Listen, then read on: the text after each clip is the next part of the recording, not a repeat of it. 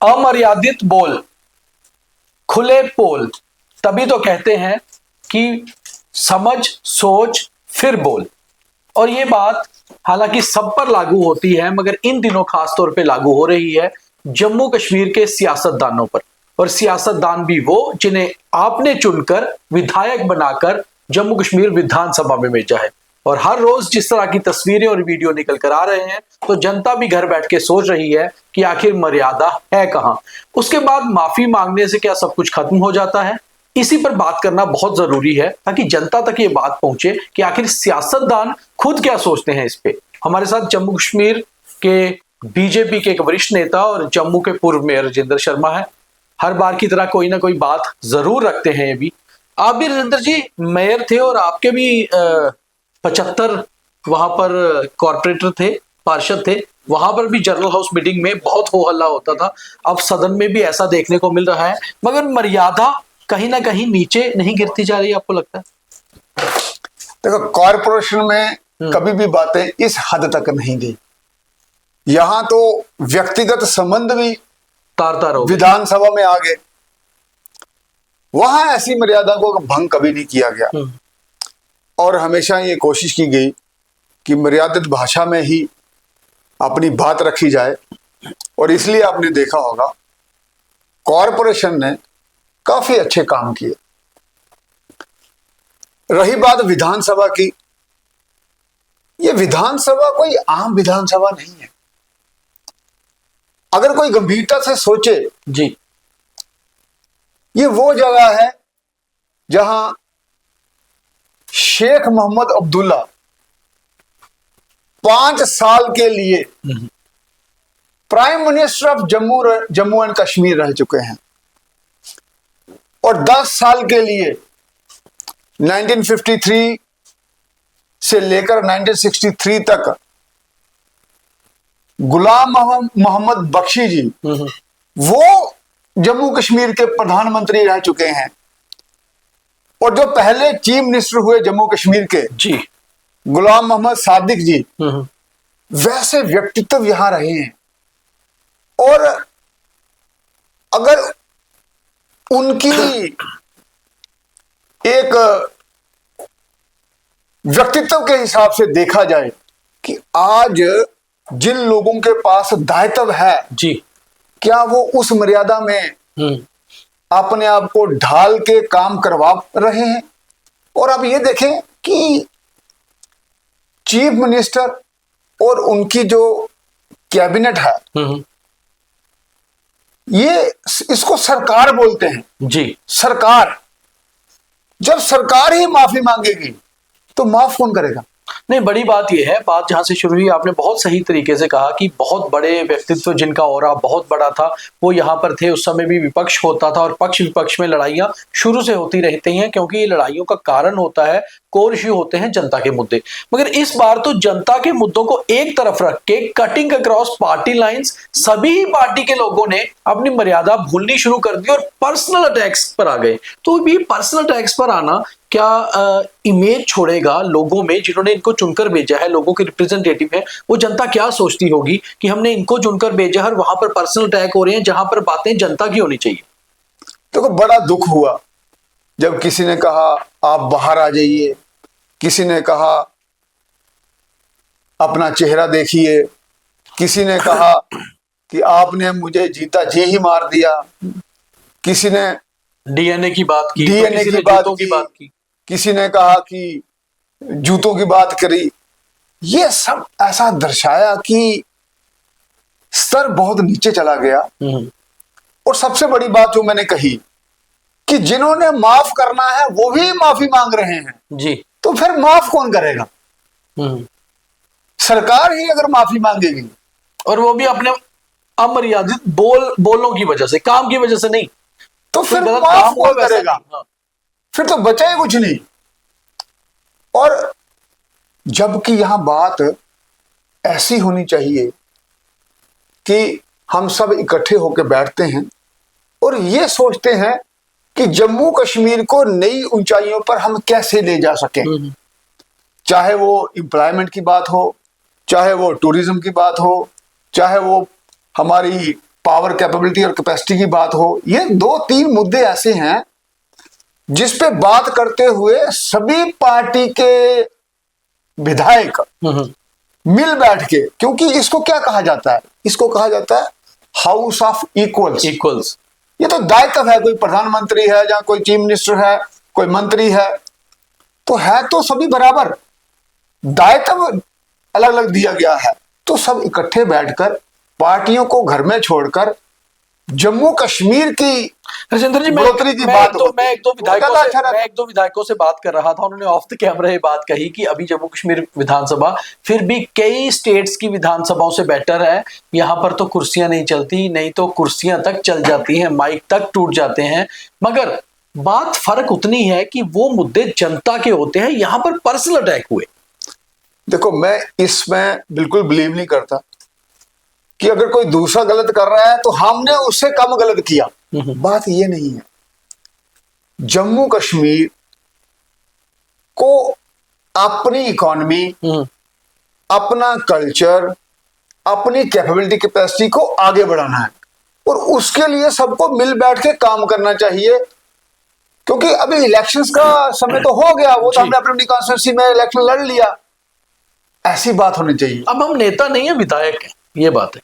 विधायक हैं और जम्मू कश्मीर के लोगों के रहनुमा हैं। हमने जो वो नहीं सोच पा रहे हैं उससे आगे की सोच रख के चलना है और पूरे देश में एक ऐसा मॉडल देना है, जैसे हम कहते हैं कि Jammu Kashmir is the crown of India, तो हम अपने डीड्स के थ्रू भी। मेरा सवाल एक थोड़ा सा इससे हटकर भी है, कहते हैं कि अगर कोई गलती करता है और माफी मांग लेता है तो माफी मांगने से कहीं पर कुछ नीचा नहीं उठ जाता बल्कि वो बड़ा हो जाता है, तो उसमें आपको क्या लगता है कि मुख्यमंत्री हो, कैबिनेट मिनिस्टर हो या आपके बहुत वरिष्ठ विधायक हो, श्यामलाल शर्मा, सबने माफी मांग ली तो अच्छा किया ना। अगर आपको कहीं पर कोई गलती हो गई, माफी मांग ली, मगर क्या आपको लगता नहीं है कि माफी मांगने से भी चीजें हल हो जाती हैं?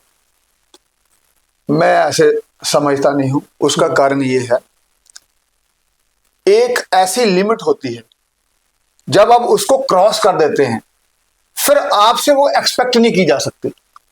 अगर हमने, जैसे कोई मोहल्लों में बात करता है वैसे ही अगर हमने असेंबली में बात करनी है, तो फिर एक आम नागरिक में और रिप्रेजेंटेटिव में क्या फर्क रह गया। और हर व्यक्ति को ये राइट है कि उसका रिप्रेजेंटेटिव पढ़ा लिखा हो, उसका रिप्रेजेंटेटिव जानकार हो, उसका रिप्रेजेंटेटिव अच्छा हो, ये उसका फंडामेंटल राइट है। तो अगर हम ऐसी बातें वहां रखते हैं सदन में, तो फिर मोहल्ला वेलफेयर कमेटी में और विधानसभा में क्या फर्क है? राजेंद्र जी, आप भी मुख्य विपक्षी पार्टी से आते हैं, क्या पार्टी के अंदर ऐसी चर्चा होती है? 10 दिन हो गए विधानसभा शुरू हुए, क्या ऐसी चर्चा होती है अंदर की? कई बार अपने विधायकों को भी पार्टी की तरफ से कहा जाता है कि आप थोड़ी मर्यादा में रह के बोलिए, क्योंकि आपका एक प्रशिक्षण शिविर भी हुआ था विधानसभा शुरू होने से पहले। देखो, ये प्रशिक्षण शिविर तो हमारे आज भी चल रहे हैं, आगे भी चलते रहेंगे। वहां सबसे पहले मर्यादों में रहकर बात करना ही सिखाया जाता है। ये कोई सिखाए भी ना, ये तो एक ह्यूमन नेचर है। और हमारा मकसद क्या है जीने का? मतलब आप मानते हैं कि चाहे नेशनल कॉन्फ्रेंस हो, कांग्रेस हो, दूसरी पार्टियां हो या फिर आपकी पार्टी हो, कहीं ना कहीं गलतियां तो सभी विधायकों से हो रही हैं, जिस तरह के बोल बोले जा रहे हैं? देखो, किसी भी चीज में ह्यूमन बिहेवियर का जो आइडियलिज्म है वो तो यही है, अच्छा बोलो, अच्छा सुनो, अच्छा देखो, और जो परफेक्शन है उसकी तरफ जाओ। तो ह्यूमन बिहेवियर में परफेक्शन कहाँ है? वो आइडियलिज्म की तरफ है। तो आइडियलिज्म कब होगा और किन लोगों से आइडियलिज्म देखने को मिलना चाहिए कि जिनको आपने अपने में से बेस्ट चुन के भेजा। बिल्कुल। तो वो अगर आइडियलिज्म वहां नहीं दिखेगा तो फिर कहां दिखेगा? राजेंद्र जी, आप मेयर थे और जनरल हाउस मीटिंग्स भी हुई, हो हल्ला तो बहुत होता था। कभी आपके साथ ऐसा हुआ कि आपने कुछ बिलो द बेल्ट या कुछ गुस्से में ज्यादा बोल दिया और फिर माफी मांगी? नहीं, ऐसा नहीं हुआ। कभी बोलना ही नहीं या माफी नहीं मांगी? और आपको ये मालूम नहीं होगा, हमारे कॉरपोरेशन में 75 वोट्स थे, भारतीय जनता पार्टी के, हमारी पार्टी के 44 वोट्स। बिल्कुल, मगर आपको कांग्रेस के भी मिले थे। उसमें से 59 वोट्स पोल हुए थे, एक कांग्रेस को मिला था, बाकी सभी भाजपा को, यानी कि मेयर को मिले थे, और कुछ लोगों ने सदन का बहिष्कार किया था कि हम वोट नहीं करेंगे। तो आपको मालूम है राजनीति में ये भी एक टैक्टिकल वोटिंग होती है। तो कहने का मतलब क्या हुआ, 74 में से 2 लोग तो हमारे चल बसे, तो आपकी सुपर मेजॉरिटी थी, इसलिए आपके खिलाफ कोई वोट नहीं 73 वोट पोल हुए थे जी। तो उसमें हमारे इंडिपेंडेंट भी थे, कांग्रेस के भी थे, तो इतने कैसे पड़ गए? अच्छा, एक और चीज मैं पूछना चाहता हूँ, वो बहुत खास बात है। जनरल हाउस मीटिंग जब म्युनिसिपैलिटी की होती थी तो वहां पर मीडिया को अलो नहीं किया जाता था कवर करने के लिए। आपको तो नहीं लगता कि कहीं ज्यादातर लोग कैमरा देख के ही ज्यादा इस तरह की अमर्यादा में आते हैं? वो इसीलिए नहीं किया जाता था।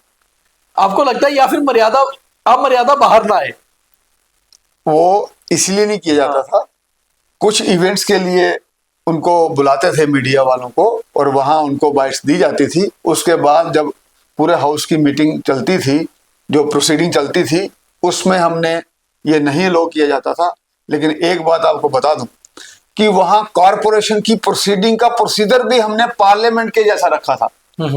और दूसरा, जो इश्यूज लेते थे, पहले घंटे में क्वेश्चन आवर में सिर्फ जनरल क्वेश्चन होते थे, और उसके बाद में हम इश्यूज पे डिस्कस करते थे कि अगले 40 साल में हमारी पानी की व्यवस्था कैसी होनी चाहिए, ड्रग्स पे हमें क्या काम करना चाहिए, हमारा पावर का जो इंफ्रास्ट्रक्चर है वो कैसे इंप्रूव होना चाहिए। आपका कहना है कि पार्लियामेंट के सिस्टम से और आपके कॉरपोरेशन के तरीकों से विधानसभा को सीख लेनी चाहिए कि फोकस हो इशू बेस्ड पॉलिटिक्स पे अंदर भी, और ज्यादा लोगों के मुद्दों पर बात हो, ये ना हो कि पर्सनल कटाक्ष ज्यादा हो। नहीं, मैं ये नहीं कहूंगा, वो तो सारे ऑलरेडी सभी जानकार लोग हैं और हमारे वो सीनियर हैं। कॉरपोरेशन विधानसभा के अंडर आती है। बिल्कुल। मैं ये कह रहा हूं कि हम क्या करते थे, उनके पास तो हमारे से अच्छी अच्छी नीतियां हैं, उस पर वो काम करते हैं, और उनकी सोच के साथ ही सारा सिस्टम चल रहा है।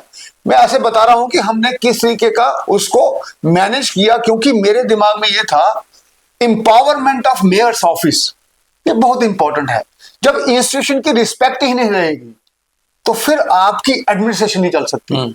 तो उसमें मैंने जो उसकी प्रोसीडिंग थी उसमें चेंज लाई, जो हमारा काम करने का तरीका था वो मैंने चेंज लाए, इवन हाउस को भी पूरा चेंज कर दिया कि वहां जाने से ऐसे लगता था कि यहां से कोई पावर और एनर्जी आती है। और आप ये देखिए, हमने ये रखा था, क्योंकि जितने भी लेजिस्लेटर होते हैं या जितने भी रिप्रेजेंटेटिव होते हैं, इनको सिस्टम को अकाउंटेबल बनाना है, इनके ब्यूरोक्रेसी को अकाउंटेबल बनाना है। और उसके लिए मैंने एक नया ऑर्डर निकाला था, जितने भी हमारे ये अपना ज्वाइंट कमिश्नर तक लोग होते थे, इवन कमिश्नर, उनकी ड्यूटीज लगाई थी कि आप वार्ड में जाओगे पूरा स्टाफ लेकर, और वहां कॉर्पोरेटर आपके साथ में रहेंगे। जब वार्ड में कॉर्पोरेटर के साथ पूरी एडमिनिस्ट्रेशन चलेगी तो लोगों को पता लगेगा कि हमारी शक्तियां क्या हैं और हमारे कैसे समस्याओं का समाधान होगा, और जिस व्यक्ति को हमने चुना है इसके पास कितना हमको देने के लिए है। तो ये हमने एक नया प्रोसीजर वहां शुरू किया था, और भी बहुत सी चीजें हमने शुरू की थी।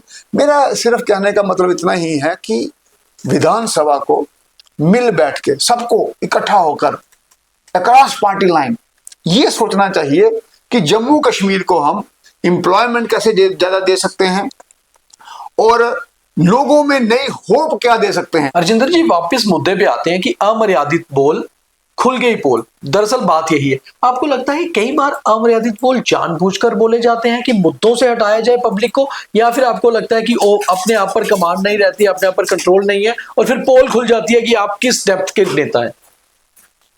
देखिए, वजहें काफी हैं, लेकिन मेन मुद्दा यह है अभी कि अगर हम ऐसे करते रहे, जम्मू कश्मीर ने ऑलरेडी बहुत कुछ खोया है, वो हम हासिल कैसे करेंगे? जम्मू कश्मीर लद्दाख से हम जम्मू कश्मीर हो गए, फिर यूटी बन गए, प्राइम मिनिस्टर से चीफ मिनिस्टर हो गए, और चीफ मिनिस्टर से भी यूटी के चीफ मिनिस्टर हो गए। अगर हमने अभी भी सीख नहीं ली, अगर हम इसी में लड़ते रहे, majority minority can not rule majority, और जो बातें अभी देखने को मिल रही हैं, तो फिर हम जाएंगे कहां, पहुंचेंगे कहां, और जनता क्या क्या बनेगा? फिर तो सरकारें बनेंगी सरकार बनाने के लिए, उससे किसी को कोई लाभ होने वाला है नहीं। तो नेट रिजल्ट जिसका है ही 0, तो उसमें ना देश को फायदा है, ना जम्मू कश्मीर को फायदा है, ना ही जनता को फायदा है। तो फिर तो हमारे होने और या ना ना ही होने नेताओं को खुद फायदा है।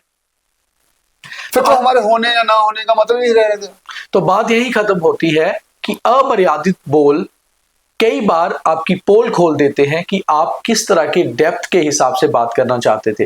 माफी मांग ली, क्या मुद्दा खत्म हो गया? इसलिए पहले ही तोल मोल कर बोल, ताकि इस तरह के इश्यूज क्रिएट ही ना हो और जनता को भी लगे कि जो रिप्रेजेंटेटिव चुन के गए हैं वो वाकई में उनके मुद्दों पर बात कर रहे हैं।